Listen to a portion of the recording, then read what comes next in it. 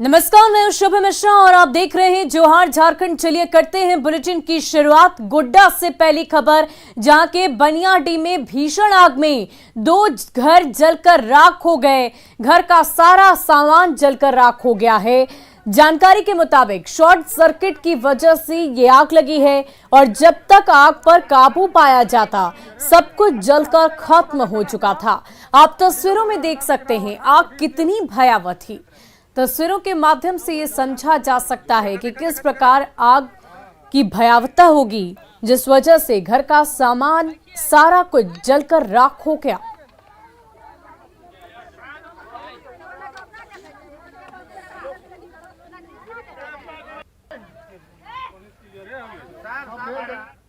नुकसान भी हुआ है, जान माल का किसी चीज का नुकसान भी है? हाँ, टोटल नुकसान हो गया। क्या क्या नुकसान हुआ है? गेहूँ चाउर सब अनाज पानी सब टोटल जितना राशन वगैरह सब जल गया है? हाँ, पैसा कौड़ी सब टोटल। कितना पैसा कौड़ी होगा?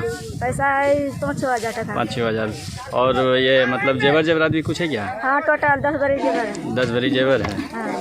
केना आग लगल? अब कैसा लगले अब हमरा नहीं पता नहीं चले की नुकसान कुछ होला जे? हाँ, सब कुछ जरी गयो, देखा ना जो पूरा घर। हाँ। और पैसा कौड़ी मतलब राशन वगैरह कुछ चून दा मतलब ना बचलो, सब जरी गयो। सब जरी गेलो जे? कुछ जेवर जेवरात भी कुछ छले की? हाँ, हैं? चलो ना 10 भरी। 10 भरी की चांदी? हाँ। और पैसा? पैसा 20 हज़ार। और राशन वगैरह कुछ छले? राशनो बेचलो, सब जरी गयो। धान चावल? हाँ। कै घर जल? 3 गो। 3 घर। और देखिए, धनबाद में न्यूज 18 की खबर का बड़ा असर हुआ है। अवैध कोयला कारोबार के खिलाफ छापेमारी की गई है। 25 टन अवैध कोयला सहित एक ट्रक जब्त किया गया। सुदामडी थाना क्षेत्र के सवाटी बस्ती के पास ये छापेमारी की गई, जहां पर कोयले तस्करों में हड़कंप मच गया। छापेमारी दल को देख कोयला चोर वहां से फरार हो निकले, भाग निकले। तो ये बड़ी खबर आपको बता रहे हैं, अवैध कोयला कारोबार के खिलाफ छापेमारी की गई। धनबाद में न्यूज 18 की खबर का ये बड़ा असर देखने को मिला है। 25 टन अवैध कोयला सहित एक ट्रक को जब्त किया गया है। सुदामडी थाना क्षेत्र के सवाटी बस्ती में यह छापेमारी की गई। जैसे ही पुलिसकर्मी वहां पर पहुंची, कोयला तस्करों में हड़कंप मच गया और वे सभी वहां से भाग निकले। और देवघर साइबर पुलिस को आज एक बड़ी कामयाबी मिली है। पथरौल और मधुपुर थाना क्षेत्र में छापेमारी अभियान चलाकर 8 साइबर अपराधियों को गिरफ्तार किया गया। अपराधियों के पास से पुलिस ने 13 mobile, 16 SIM card, 1 laptop, 4 passbook, 2 chequebook, नगद 5,000 रुपए कैश बरामद किए। और इनमें से कुछ साइबर अपराधी हैं अनाज बेचने और आंगनबाड़ी का संचालन करने के कॉन्ट्रैक्ट दिलाने के नाम पर ठगी की वारदात को अंजाम दे रहे थे। साइबर अपराधी फर्जी कस्टमर केयर एग्जीक्यूटिव और बैंक अधिकारी बनकर ओटीपी हासिल करते थे और ठगी की वारदात को अंजाम दे रहे थे।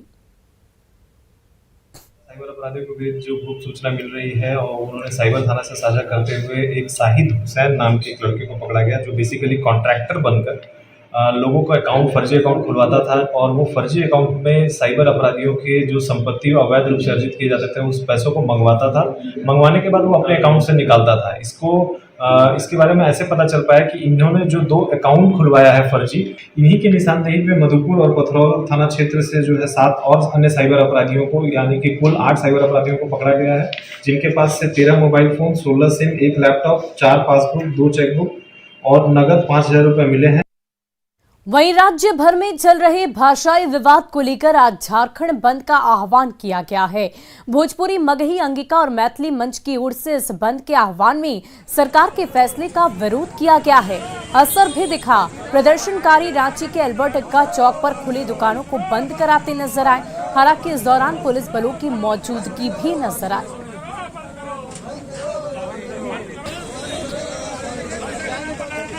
इस वक्त आप अपनी टीवी स्क्रीन पर 2 तस्वीरें देख सकते हैं, जहां सड़क पर किस प्रकार प्रदर्शनकारी उतरे हैं और झारखंड बंद कराने की कवायद उनकी तरफ से की जा रही है। और दूसरी ओर प्रदर्शन के दौरान सुरक्षा के पुख्ता इंतजाम पुलिस प्रशासन की तरफ से किए गए थे। जो दुकानें खुली थी उन्हें बंद कराने की कोशिश भी प्रदर्शनकारियों की तरफ से की गई। दरअसल ये भाषाई विवाद पिछले लंबे वक्त से चल रहा है और इसी को लेकर सरकार के फैसले को मद्देनजर रखते हुए प्रदर्शनकारियों की तरफ से विरोध किया गया है।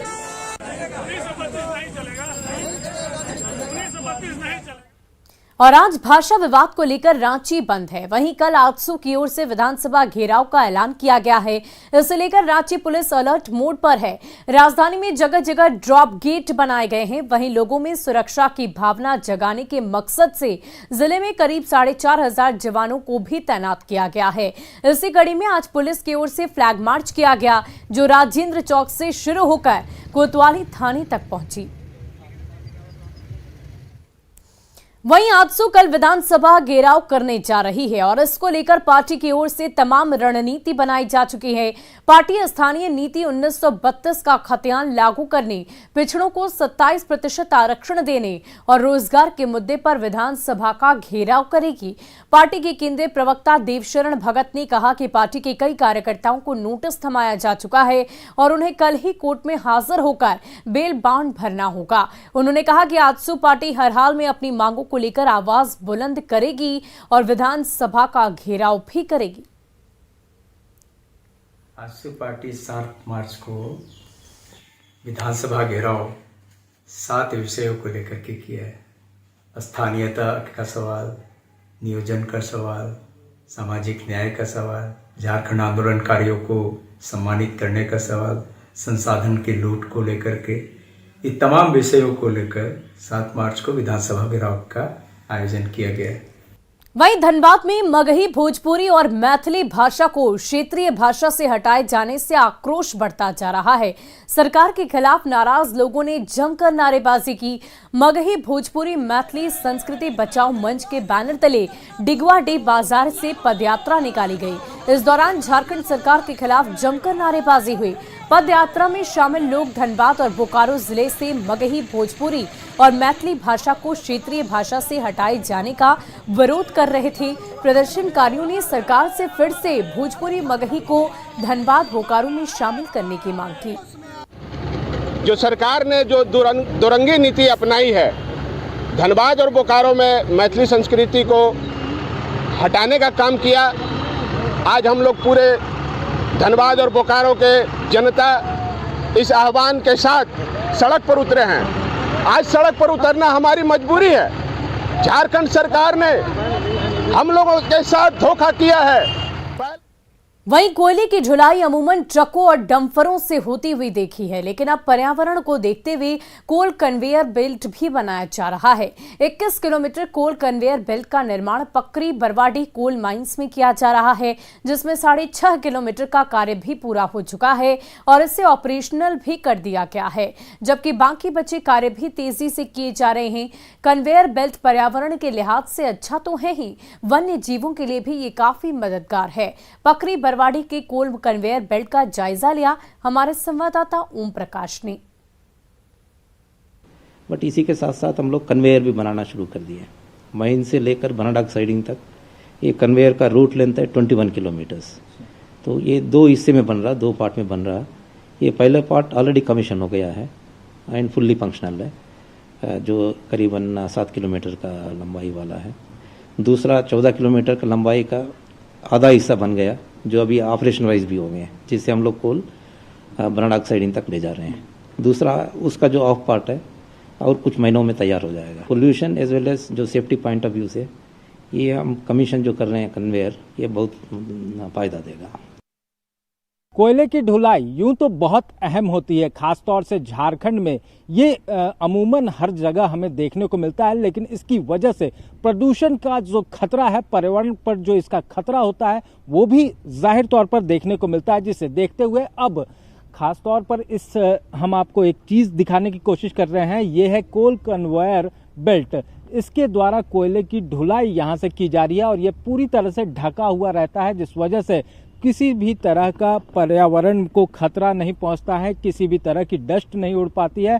वहीं दूसरी तरफ जो जंगल का एरिया है, खासकर जो वन्य प्राणी यहाँ से आवागमन करते हैं, उन्हें किसी तरह की परेशानी ना हो, इसे देखते हुए इस कन्वेयर बेल्ट को हाइट भी दिया गया है, ताकि खासकर जो एलिफेंट कॉरिडोर है उसमें भी किसी तरह का नुकसान ना हो। आपको बताना चाहेंगे कि हजारीबाग के बड़का गांव एरिया में इस कन्वेयर बेल्ट का निर्माण कराया जा रहा है और जो बताया जाता है कि एशिया का सबसे बड़ा कन्वेयर बेल्ट होगा, कोल कन्वेयर बेल्ट। तो देखना होगा ये पूरा कब तक पूरा हो पाता है। जो कन्वेयर बेल्ट है वो, अगर ये कोल कन्वेयर बेल्ट का काम जो है वो कब तक पूरा हो पाता है, ये बहुत अहम रहेगा। क्योंकि पर्यावरण के लिहाज से देखा जाए या फिर जो वन्य जीवों के लिहाज से देखा जाए तो तमाम क्षेत्रों में इसकी उपयोगिता अहम है। तो ऐसे में इसका इंतजार हम सबों को है। कैमरामैन संजीव तिवारी के साथ ओम प्रकाश, न्यूज़ 18 रांची। और राजधानी रांची के घनी आबादी वाला एक इलाका पिछले कई सालों से मच्छरों से बेहद परेशान है। सालों भर जलजमाव की वजह से पंचशील नगर नाम के इस मोहल्ले में मलेरिया और डेंगू जैसी बीमारी अब कोई नई बात नहीं रह गई। परेशान लोगों ने बेफिक्र नगर निगम से एक बार फिर ध्यान देने की गुहार लगाई। करीब 50,000 से ज्यादा की आबादी वाले इस मोहल्ले में पिछले कई सालों से 1 एकड़ के क्षेत्र में सालों भर पानी जमा रहता है, जहां जलकुंभियों के महल में मच्छरों का सालों से राज चला आ रहा है। हर दिन यहां नए घर बनते जा रहे हैं, लेकिन इस पूरे इलाके में ड्रेनेज सिस्टम मुकम्मल नहीं रहने की वजह से सारा पानी इसी गड्ढे में सालों भर जमा होता रहता है। इतना मच्छर रहता है ना कि बैठना आफत हो जाता है। आपस में बैठ कर बात करते हैं कुछ भी तो मच्छर से परेशान रहते हैं। बहुत परेशानी है। यहाँ 50 है, माने जनसंख्या है, 50,000 लोगों का जनसंख्या है। चारों तरफ घर बना हुआ है और यहाँ 1 एकड़ में पानी जमा रहता है, बराबर जमा रहता है सालों भर, और 1 कमर पानी रहता है हमेशा। और मच्छर से बीमारी भी होता है, सांप बिच्छा भी चढ़ते रहता है हमेशा। ये पंचशील नगर का यही नज़ारा है। सब घर में मशाई लगा रहता है, सब घर में आपको बीमार मिलेंगे, क्योंकि इतना मच्छर है। बड़ा बड़ा मच्छर, काम करने जाइए तो मच्छर काटेगा, सोने जाइए तो मच्छर काटेगा। 24 घंटा मच्छर यहाँ रहता है। रांची के पंचशील नगर की 50,000 से ज़्यादा की आबादी पिछले कई सालों से मच्छर से बेहद परेशान है। हम जहां खड़े आप देख पा रहे होंगे कि यहाँ करीब जो है 1 एकड़ का ये पूरा इलाका है, और यहाँ पर पानी निकलने का कोई रास्ता नहीं है, जलकुंभी है, और घरों से जितना भी पानी बाहर निकलता है तमाम पानी जो है यहाँ पर आकर जमा हो जाता है। नगर निगम का कहना है कि चूंकि इस इलाके में अतिक्रमण किया गया है लिहाजा पानी निकलने का रास्ता नहीं है, लेकिन लोग इससे साफ इनकार करते हैं। उनका कहना है कि अतिक्रमण कुछ जगहों पर तो हुआ जरूर है, लेकिन नगर निगम अपनी जिम्मेदारी से भाग रहा है। ऐसे में लोग नगर निगम और सरकार से मांग कर रहे हैं कि जल्द से जल्द इस परेशानी से निजात दिलाई जाए। संजय कुमार सिन्हा, न्यूज़ 18 रांची। वहीं जम्मू कश्मीर के उपराज्यपाल मनोज सिन्हा आज रांची पहुंचे। एयरपोर्ट पर उन्हें प्रशासन की ओर से गार्ड ऑफ ऑनर दिया गया। राज्यपाल हिंदपीढ़ी और बरियातू में एक निजी कार्यक्रम में शिरकत कर रहे हैं। मनोज कुमार सिन्हा राजभवन में राज्यपाल से भी मुलाकात की।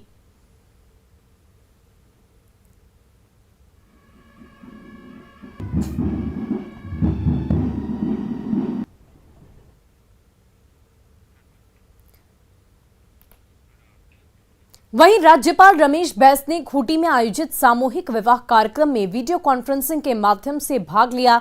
राज्यपाल ने कहा कि समाज में किसी गरीब की शादी कराना एक बहुत बड़ा पुण्य का काम है। समाज में किसी जोड़ी की शादी होने पर ही सामाजिक मान्यता प्रदान की जाती है। और यूक्रेन में फंसी गिरिडीह के छात्र लकी मिश्रा की वतन वापसी हो गई है। लकी खार्किव में मेडिकल की पढ़ाई कर रहे थे। छात्र लकी मित्रा ने बताया कि तिरंगे के साथ वो अपने को सुरक्षित महसूस कर रहे थे। कहीं भी अगर जाना होता था तो अपनी टैक्सी के बोनेट पर तिरंगा झंडा लगा लेते थे। ऑपरेशन गंगा के तहत लकी मित्रा की वतन वापसी की गई है और परिवार वालों ने पीएम मोदी को धन्यवाद भी दिया है।